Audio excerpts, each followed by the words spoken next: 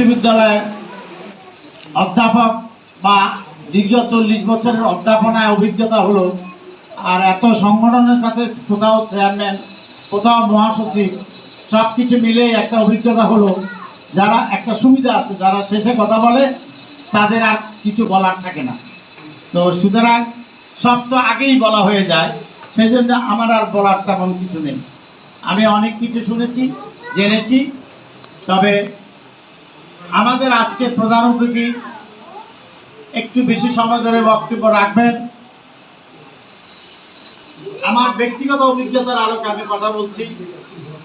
শঙ্কর তালুকদার, আমার যদ্দূর মনে পড়ে, জানুয়ারি মাসে আমার কাছে আধুনিক জীবনের যোগের ব্যাপারে একটা শুভেচ্ছা বাণী চেয়েছিল। তখন আমার তত অভিজ্ঞতা ছিল না।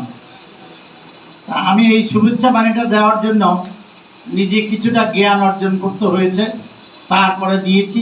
আজকে বইতে দেখলাম যে শুভেচ্ছা বাণীটা পড়ে দেখলাম যে আমার মনে হয় খারাপ হয় নাই।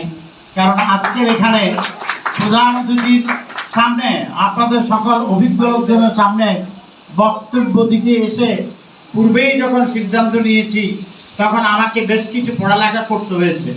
তো সুতরাং, এবং আমার কাছে একটা ছোটোখাটো গবেষণার মতো হয়েছে, সেজন্য অনেক বক্তব্য এখানে এসছে যোগ নিয়ে।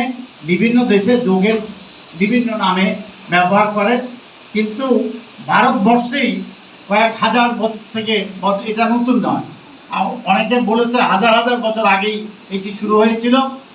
একটা কথাই আমি বলবো, এখানে আমাদের প্রধান অতিথি বক্তব্য রাখবে, বললামই শেষের দিকে যারা বলে তাদের একটা সুবিধা, যে তাদের আর বলার তেমন কিছু থাকে না, সব বলা হয়ে যায়। শুধু একটা বলবো, আমরা যে জায়গাটা বলা দরকার, বিশিষ্ট বিশ্বব্যাপী যিনি সম্মান অর্জন করছেন, আপনার সেই স্বামী বিবেকানন্দ 1893 সালে আমেরিকাতে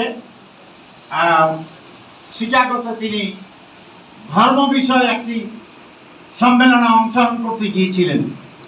এই স্বামী বিবেকানন্দ তখন এই আমেরিকাতে তিনি তার বক্তৃতায় যোগের কথা তিনি উল্লেখ করেছেন। তখন ওখানে ওই বিশ্ব সম্মেলনে ধর্ম নিয়ে, বিশেষ কোনো ধর্ম নয়, শুধু ধর্ম নিয়ে তিনি এই যোগের, তার বক্তৃতায় যোগের উদ্ধৃতি দিয়েছেন। সারা বিশ্ব সেদিন গ্রহণ করেছে। তারপর থেকে আমেরিকা, পশ্চিমা বিশ্ব সব দেশেই যোগ, মানুষ যোগ করছে, এবং কেউ ইয়োগা বলছে, এক এক দেশে এক এক কথা বলছে, একই জিনিস। এবং আমেরিকাতে এটাকে বলা হচ্ছে মাইন্ডফুলনেস বলে। তারা তো ইয়োগা বলে না, যোগ বলে না। তো সুতরাং স্বামী বিবেকানন্দ অনেক আগেই 1893 সালে পশ্চিমা বিশ্বে, ভারতের যে সংস্কৃতি হাজার হাজার বছরের, তিনি তো স্বামী বিবেকানন্দ সম্পর্কে আপনারা নিশ্চয়ই জানেন। সারা বিশ্বের মানুষ তাকে শ্রদ্ধা করে, সম্মান করে।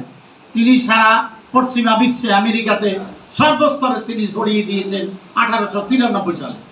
শুধু আজকে আমি তার প্রতিও শ্রদ্ধা রেখে আজকের এই উদ্যোক্তাদের প্রতি আমি কৃতজ্ঞতা জানিয়ে আমাকে এখানে দু কথা বলার জন্য যে সুযোগ দিয়েছে, বিশেষ করে আজকের প্রধান অতিথি আমার পরম বন্ধু, দ্বিতীয় আমরা একসঙ্গে কাজ করি বাংলাদেশ বার ও সম্প্রতি পরিষদের একজন চেয়ারম্যান হিসাবে, ব্যক্তি হিসাবে অত্যন্ত নগণ্য, কিন্তু 71-এ মুক্তিযুদ্ধ করার সুযোগ আমি পেয়ে নিজেকে গৌরবান্বিত বোধ করছি।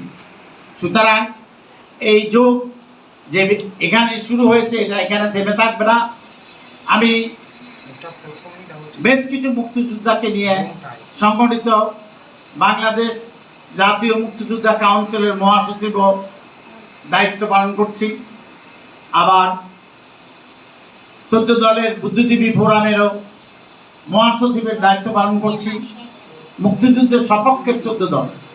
তো সুতরাং এই সংগঠনটাকে যতটুকু সম্ভব আমার পক্ষে আমি সহায়তা করব, যাতে এটি বিস্তৃত আকারে সারা বাংলাদেশের সর্বস্তরে তারা সহযোগিতা পায়। এ বলে আমার বক্তব্য শেষ করছি। জয় বাংলা, জয় বঙ্গবন্ধু, আর বাংলাদেশ চিরজীবী হোক। বাংলাদেশ ভারত সম্প্রতি চির অটুট থাকুক, বাংলাদেশ ভারত সম্প্রীতি চির অটুট থাকুক। আপনারা এটাতে এই স্লোগানে আপনারা তালি দিন, এটা আমি চাই। আপনাদের সকলকে ধন্যবাদ।